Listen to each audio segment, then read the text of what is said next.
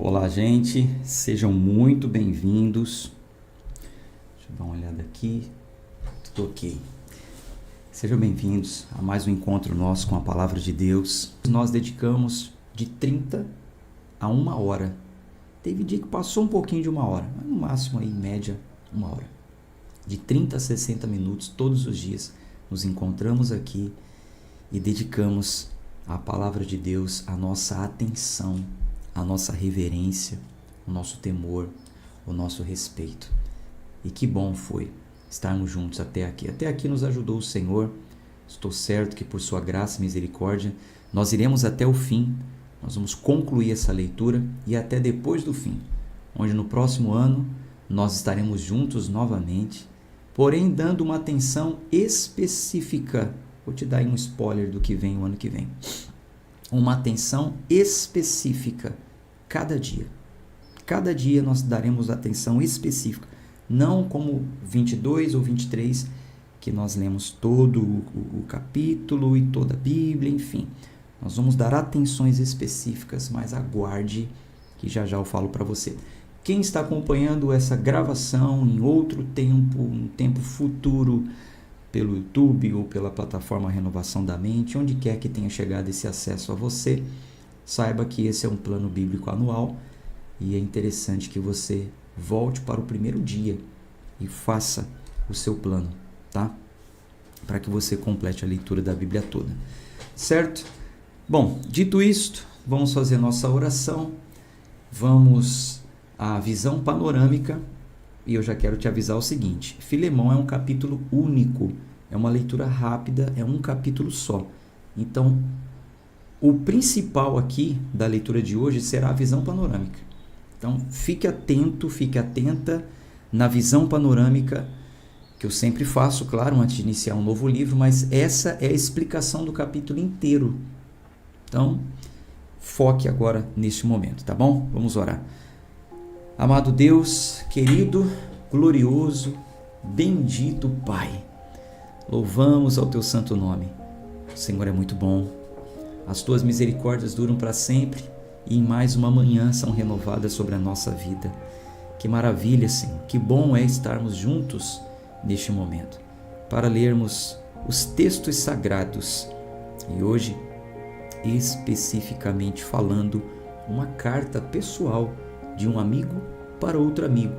Carta essa que foi lida também para toda a igreja e chega até nós, com ricos conselhos e lições. Acredito que uma das maiores lições do Evangelho estão nessa carta. Então nós vamos olhar com atenção, mas pedimos que o Senhor ilumine os olhos do nosso entendimento. Oramos em nome de Jesus. Amém. Bom, Filemão.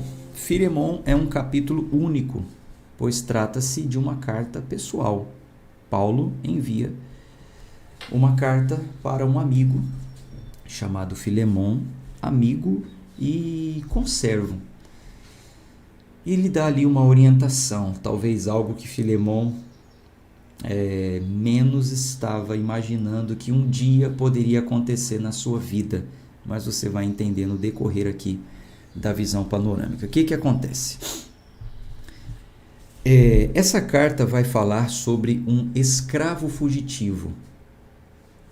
Os textos o chamam de Onésimo, apesar de Onésimo ser um nome comum dado aos escravos.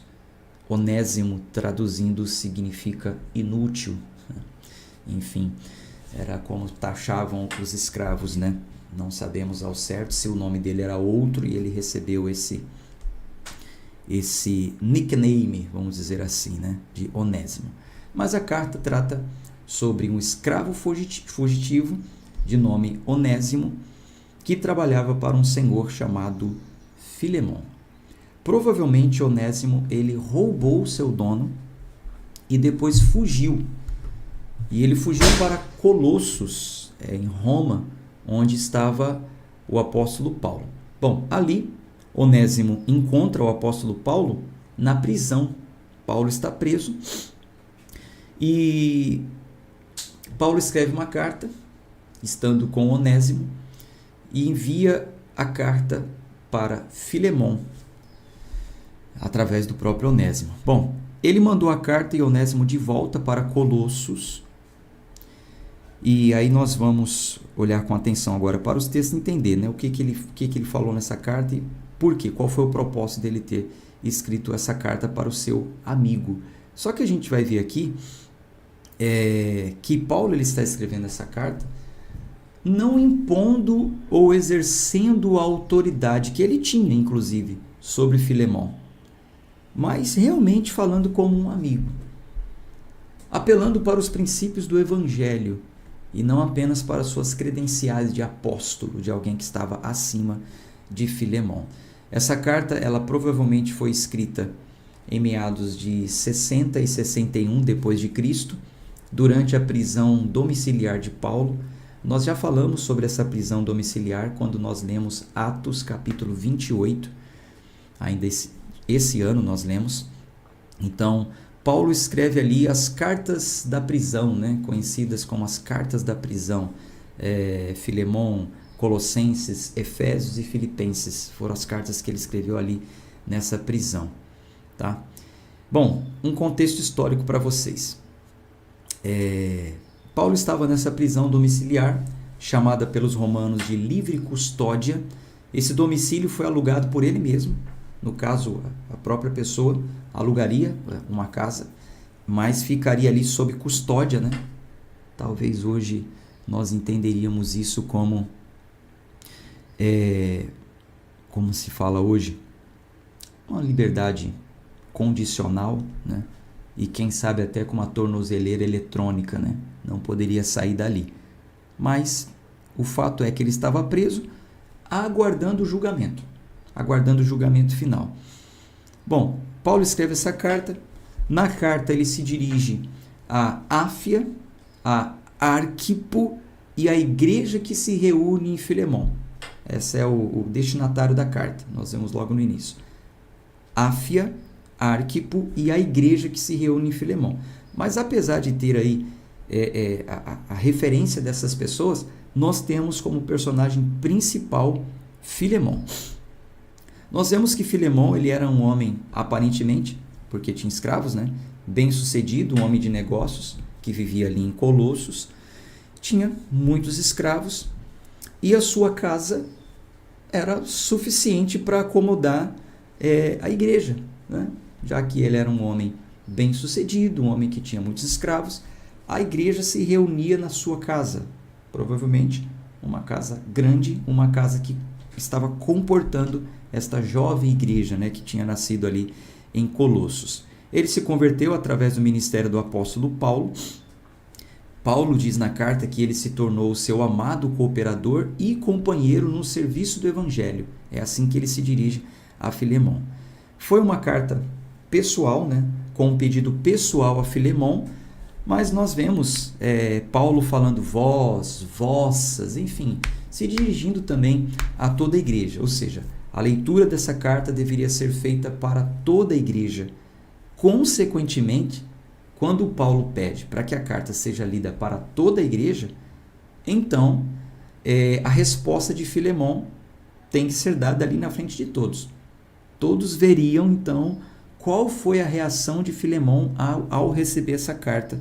E acredito que ele tenha ficado surpreso, vocês vão entender por quê. O que acontece? Onésimo, ele era o seu servo, o seu escravo, trabalhava para ele, e Onésimo fugiu, provavelmente levando bens, dinheiro do seu dono.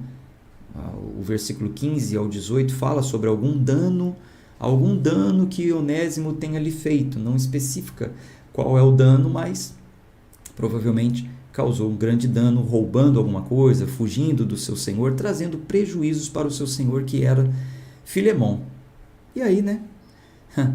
Onésimo viaja, encontra Paulo em Roma. Onésimo estava em busca da liberdade, foge de Colossos para uma cidade grande, né?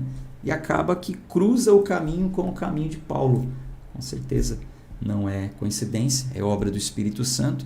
E Paulo toma para si essa causa e vai resolver essa questão. Essa briga que está acontecendo entre um escravo fugitivo e o senhor dele, é possível uma reconciliação. É possível reconciliar alguém que roubou de quem foi roubado? É possível conciliar um malfeitor de alguém que foi prejudicado por esse malfeitor? Paulo vai nos mostrar que o Evangelho faz isso, une. É possível, através do Evangelho. É muito interessante isso. Então nós vemos o propósito dessa carta, desse livro sendo escrito para a igreja naquele tempo e servindo para nós também. É uma carta, veja, há mais de, ou há quase 2000 anos atrás, né? Foi escrita 60 depois de Cristo. A gente pode enxergar assim. Nós vemos aqui nos textos que Paulo, obviamente, preferiria ficar com Onésimo para ele, para ajudá-lo. Paulo fala que Onésimo estava sendo útil para ele, mas ele reconheceu que o seu senhor era Filemon. Você tem um dono. Na lei civil que ainda estava regendo naquela época, Onésimo teria que se submeter a Filemon, porque ele era propriedade de Filemon perante a lei. Então Paulo decide não infringir a lei e mandar Onésimo de volta. Só que manda com uma carta libertadora, né? Isso é muito legal. Bom, Filemon poderia readmitir Onésimo como escravo, que também agora era seu irmão em Cristo, para sua surpresa, ou Filemon poderia libertá-lo, para que ele continuasse servindo a Cristo e servindo inclusive o apóstolo Paulo em Roma. É dessa forma que Onésimo volta para o seu senhor com essa carta, e Paulo está confiadamente tranquilo que Filemon obedeceria à sua orientação, não ordem, mas a sua orientação. Compreendendo também o seguinte: não tem garantia de perdão, nem de readmissão ou emancipação. Então é o seguinte, Onésimo, eu vou mandar você de volta, você vai encontrar Filemon, aquele homem que você fez tanto mal, só que você vai com uma carta e entrega para ele ler. Eu estou confiante que ele vai atender o meu pedido, mas pode ser que não. Pode ser que não tenha readmissão, não tenha emancipação, não tenha perdão. Mas vá em frente. Isso contribui muito para os nossos dias e para o entendimento de toda a Bíblia. Por quê? Primeiro, essa carta ela ilustra a derrubada de barreiras culturais e sociais entre o viver cristão. Essa carta ela nos ajuda nisso. Paulo, ele é um cidadão romano de um nível muito elevado, que se interessa pela causa de um pobre escravo fugitivo, cuja vida estava em perigo. Ele tinha roubado o seu senhor, debandado. Então isso poderia causar uma distância muito grande. Paulo, como um cidadão romano de nível elevado, olhando para um escravo, poderia dizer: não, isso é um escravo, é um fugitivo, é um malfeitor, eu não vou me meter nisso não. Mas o Evangelho quebra essa barreira. Não tem rico, não tem pobre, não tem raça, etnia, nada. Todos somos iguais. Então, a comunidade cristã põe um fim às barreiras sociais e culturais. Grave isso. A comunidade cristã põe um fim entre as barreiras culturais e sociais. Não tem divisão, tá? A comunidade cristã se torna uma só em Cristo, claro, quando a pessoa está em Cristo. Não adianta querer fazer parte da comunidade cristã estando ainda em outros movimentos, que fique claro isso, né? A comunidade cristã não é inclusiva, como hoje em dia tem igreja inclusiva, né? Não, qualquer um pode ser membro. Não, qualquer um pode assistir o culto. Qualquer um pode congregar, estar entre os irmãos. Qualquer um, não importa. Pode ser hétero, pode ser homo, pode ser preto, branco, azul, amarelo, não importa. Todos podem entrar no ambiente de culto, assistir o culto, estar congregado com os irmãos. Mas ser membro do corpo de Cristo, aí requer renúncias, né? Mas isso é uma história para um outro tempo e já falamos no decorrer desse ano. Mas a comunidade quebra essa barreira. Todos podem estar na comunidade, estar no meio da comunidade, apesar da cultura, apesar da sua condição social, pode estar ali e pode até dar um passo a mais, pode até fazer parte da membresia, a depender da sua conversão, claro, né? Claro. Então, um escravo pôde fazer parte da comunidade, estar no meio deles e pôde dar um passo a mais. Mesmo sendo escravo, estar juntinho com o seu senhor e ser reconhecido como irmão. Isso é muito interessante. Um segundo ponto. Essa carta de Filemon, ela reflete o pensamento ou posicionamento cristão primitivo, né, em relação à escravidão. Então, qual é o pensamento do cristão? Isso desde antes, desde que a igreja primitiva foi plantada. O pensamento cristão no que diz respeito à escravidão é exposta nessa carta quando, embora Paulo ele aceitasse, mas não apoiasse isso.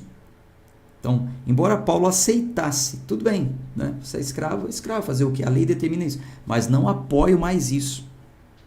Paulo ele visa colocar um fim nessa questão. Ele visa acabar com essa questão através do Evangelho de Cristo, da cruz de Cristo.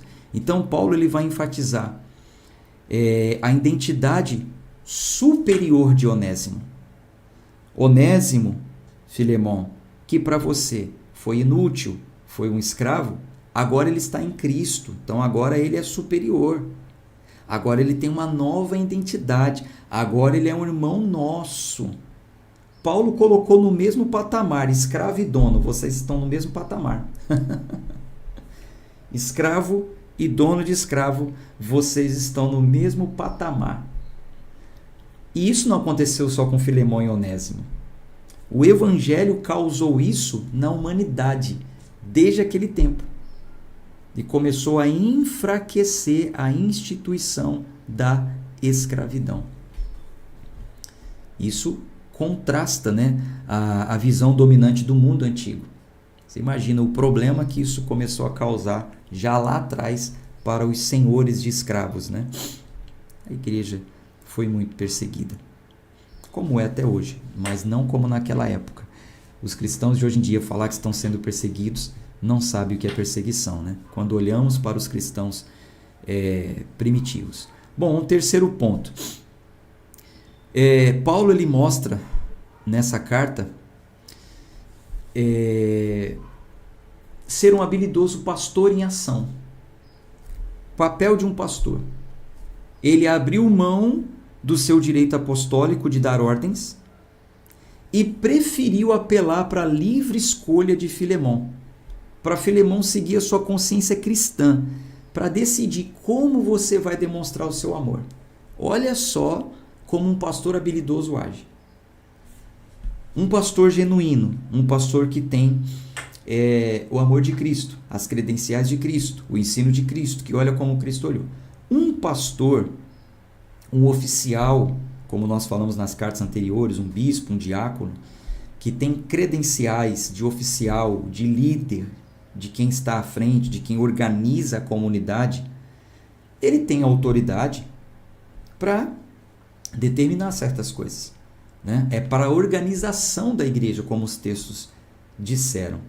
Só que Paulo, como um bom pastor, ele abre mão dessa credencial, ele abre mão do seu direito apostólico de dar ordens. Ele poderia falar: ô Filemon, eu estou mandando Onésimo aí para você, e como agora você é um irmão em Cristo, você é um conservo meu, estou te dando uma ordem, só obedeça.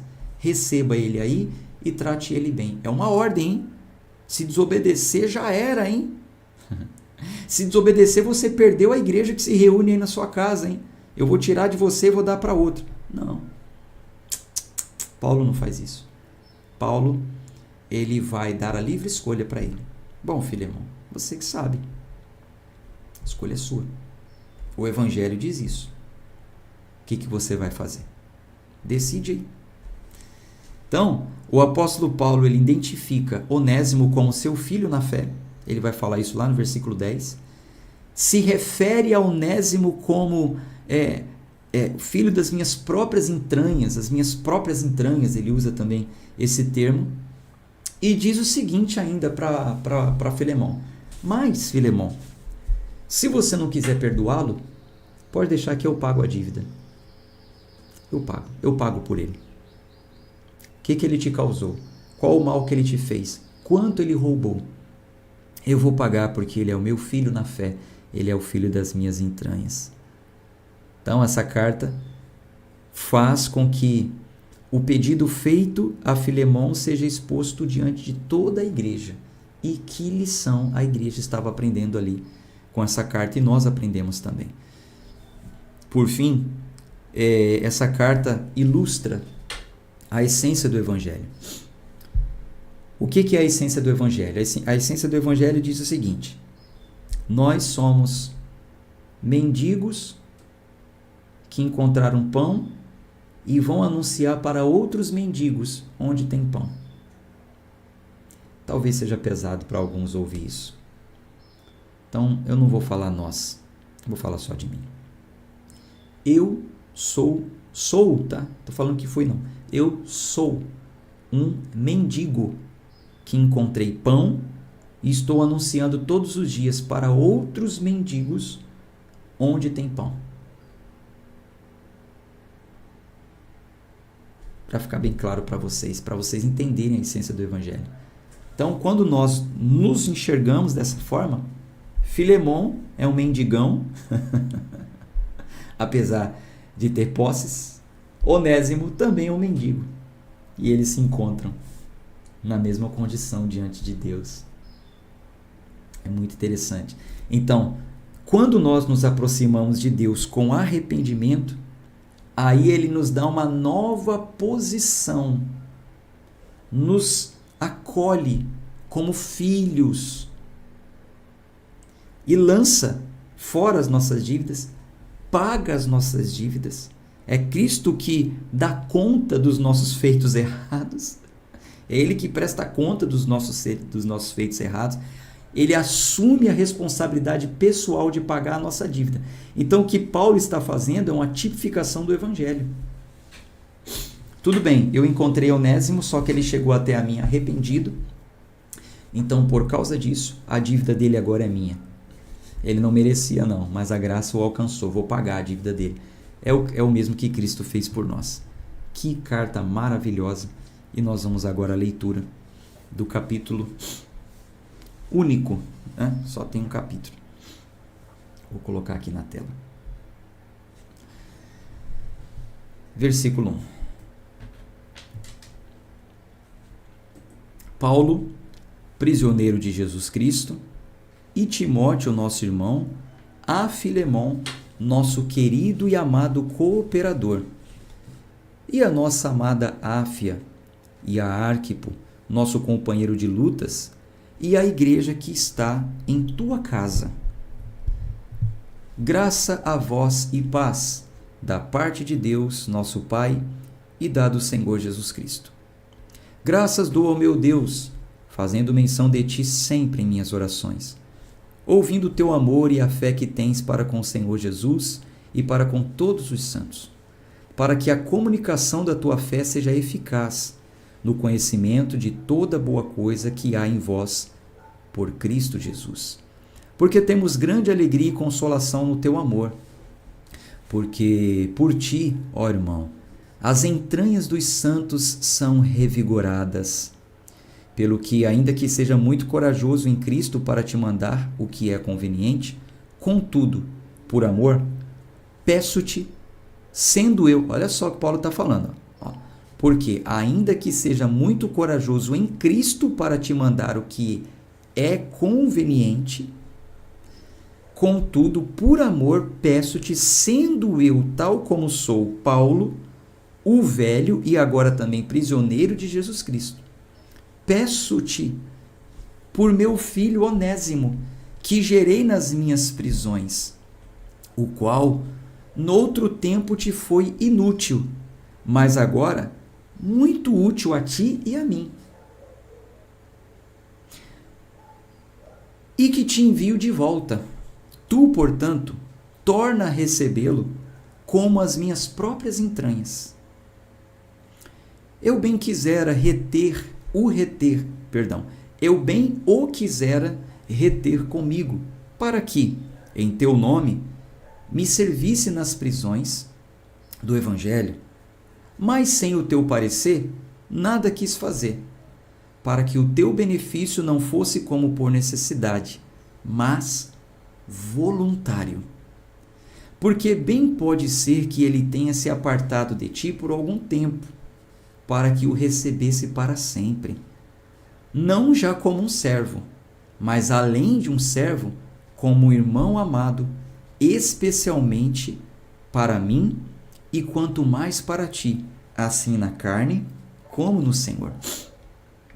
Assim, pois, se me tens por companheiro, recebe-o como a mim mesmo. E se te fez algum mal ou se te deve alguma coisa, põe isso na minha conta. Eu, Paulo, de minha própria mão o escrevi. Eu o pagarei, para não te dizer que tu mesmo te deves inteiramente a mim. Sim, irmão, eu me alegrarei de ti no Senhor. Revigora as minhas entranhas no Senhor. Confiado na tua obediência, te escrevi, sabendo que ainda farás mais do que digo. E além disso, prepara-me também pousada, porque confio que, pelas vossas orações, vos serei restituído. Não foi, né? Paulo acreditava que um dia sairia da prisão domiciliar, mas dali ele partiu para a condenação. Saúdam-te, Epáfras, meu companheiro de prisão em Cristo Jesus, Marcos, Aristarco, Demas e Lucas, meus cooperadores. A graça de nosso Senhor Jesus Cristo seja com o vosso espírito. Amém. Ponto. Uma carta breve, como eu te falei, não há muito que se falar na leitura do capítulo, porque na visão panorâmica eu já expus para vocês todo o contexto da carta. Agora fica uma curiosidade. E aí? Filemão perdoou Onésimo ou não? O texto não diz. E esse encontro, esse clube, é sobre a leitura da Bíblia, né? Conhecimentos, aí você precisa buscar fora. Mas o que eu posso te dizer? Eu já fiz uma pregação sobre Onésimo e eu trouxe para a igreja o conhecimento, porque há registros históricos, veja bem, não está na Bíblia, mas há registros históricos de uma outra carta enviada há anos mais para frente a um bispo chamado Onésimo, dessa região. A história paralela aponta que Onésimo ele se tornou um líder da igreja, muitos anos depois. Mas isso aqui é história, isso é estudo. Isso faz parte de todo o estudo sobre Deus e a história da igreja, tá? Que a gente não vai entrar nesses pontos com profundidade aqui. Concluímos mais um livro. E assim, quem lembra dessa aqui, ó, desde o início do ano? E assim, nós estamos partindo para a conclusão de toda a Bíblia. Faltando-nos agora somente o Apocalipse. Prepare-se. A partir de amanhã, a gente se reúne e nós vamos dar atenção aos textos do livro de revelações do Senhor Jesus a João. Chame seus amigos, chame familiares. É hora de mandar mensagem novamente para os colegas da igreja, falar: meu irmão, se você perdeu o ano inteiro, não perde agora, porque a partir de amanhã nós vamos começar a leitura do Apocalipse. Um abraço de fé e força. Até amanhã, se Deus quiser. Tchau, tchau.